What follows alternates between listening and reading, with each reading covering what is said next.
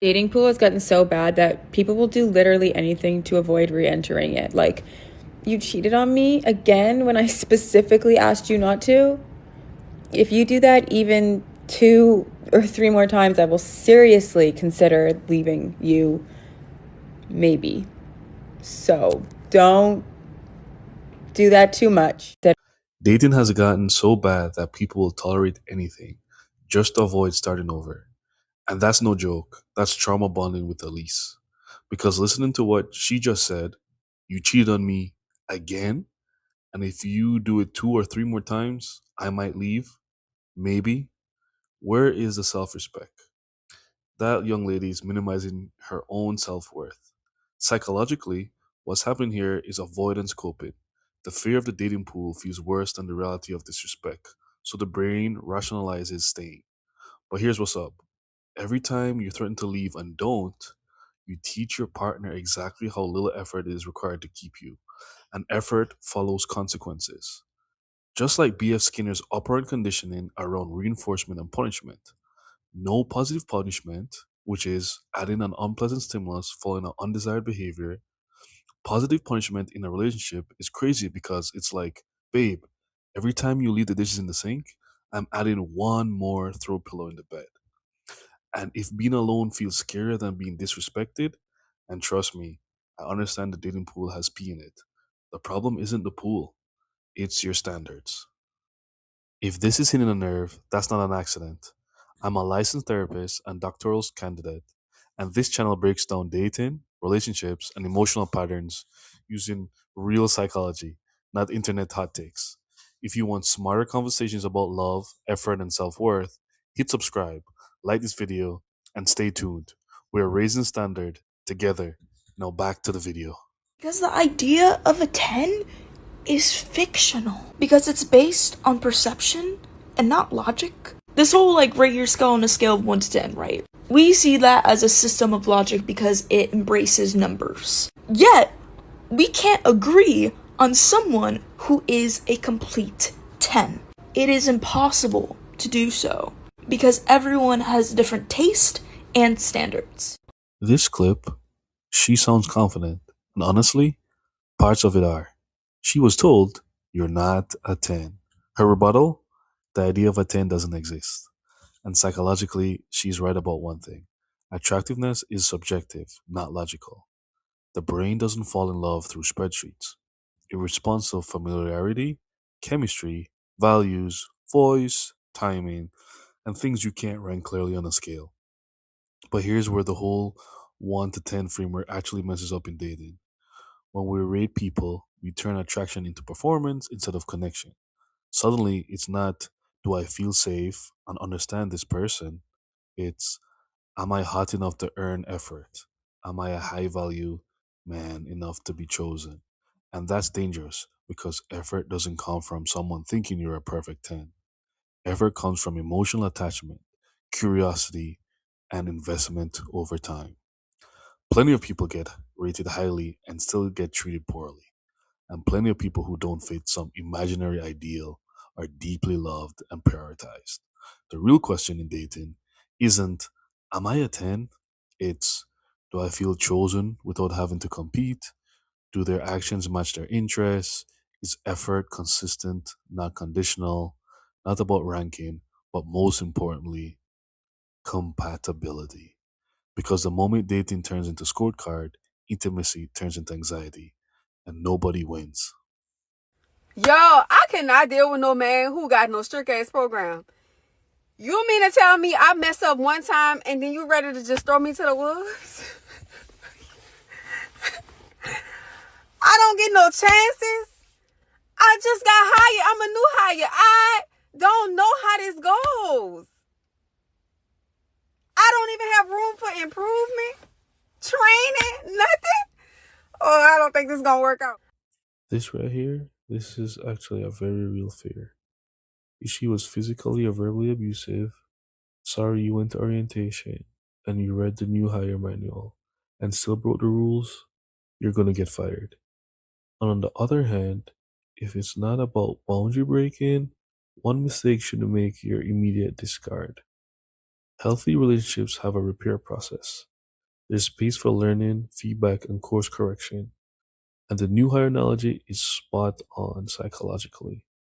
Attachment, trust, and emotional safety don't form instantly. They are built through trial, error, and repair. Now, let me be clear. This is not about tolerating disrespect, abuse, or repeated violation. There's a difference between patterns and first time human mistakes. If someone has zero tolerance for imperfection, what they're really saying is, I don't know how to resolve conflict.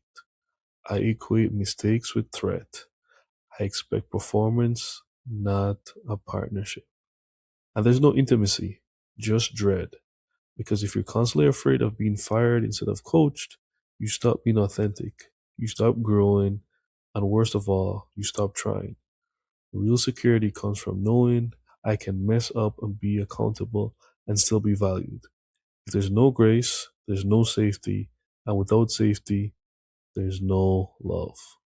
It's about 5 niggas a day that's trying to talk to your girl, right?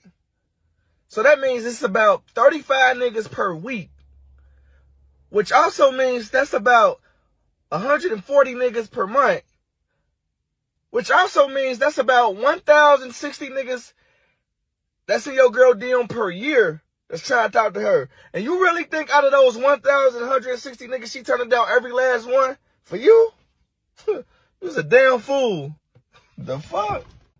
Let's break this down logically, not emotionally. Yes, people have options.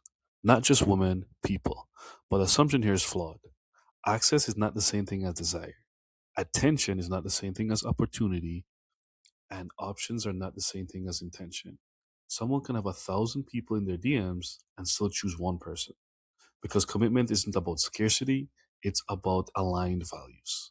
The real question isn't how many people want them. The real question is, do they have the character to choose you consistently when they don't have to? Because loyalty isn't proven when you have no options. It's proven when you do, and you still show up the same. If your relationships depend on your partner having no alternatives, then yeah, that's not security. That's just surveillance. And when you're surveilling out of fear, that isn't a healthy relationship. Honestly, I feel like these days having a crush on a man is a fucking illness. It is an illness. If one of my friends tells me that they have a new crush on a guy, I'm like, get well soon. I like, my thoughts and my prayers are with you, and I respect your privacy during this difficult time, but get well soon. That line is funny, but it also reveals something deeper happening psychologically. When someone says having a crush feels like an illness, what they're actually describing is emotional activation without certainty.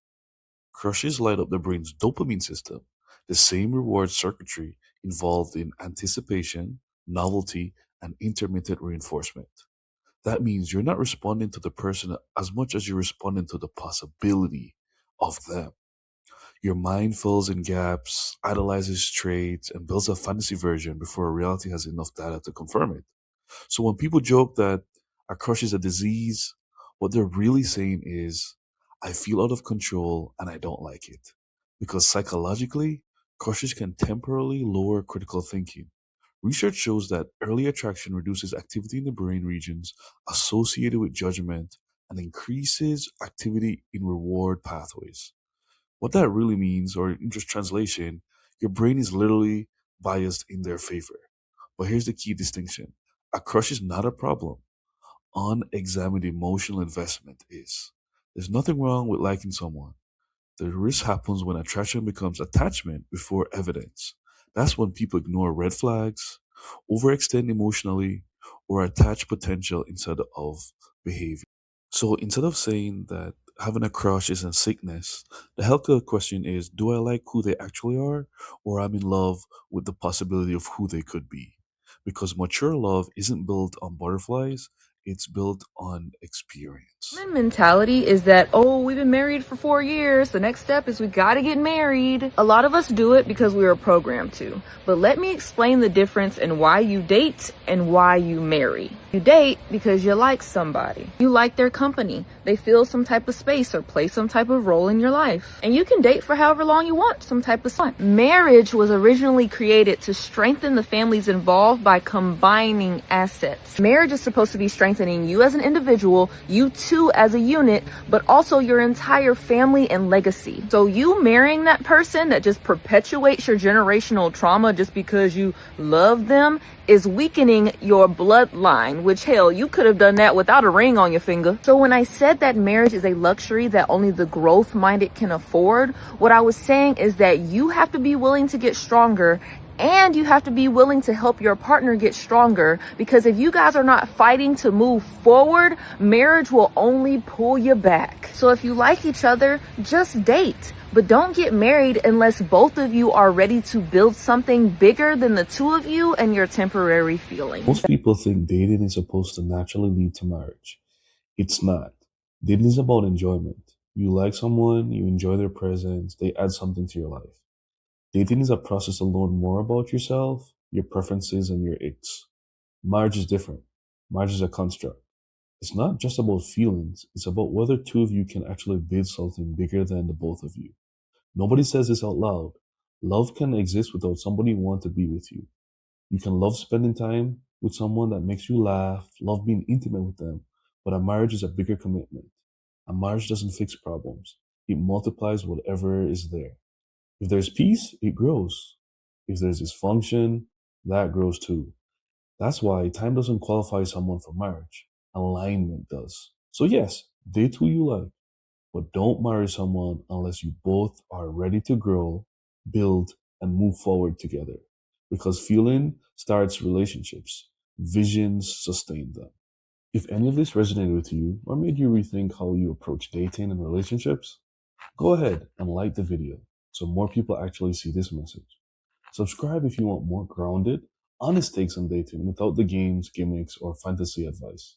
And tell me in the comments, do you think people rush into marriage too fast or avoid it too much? I read every single comment. Thank you.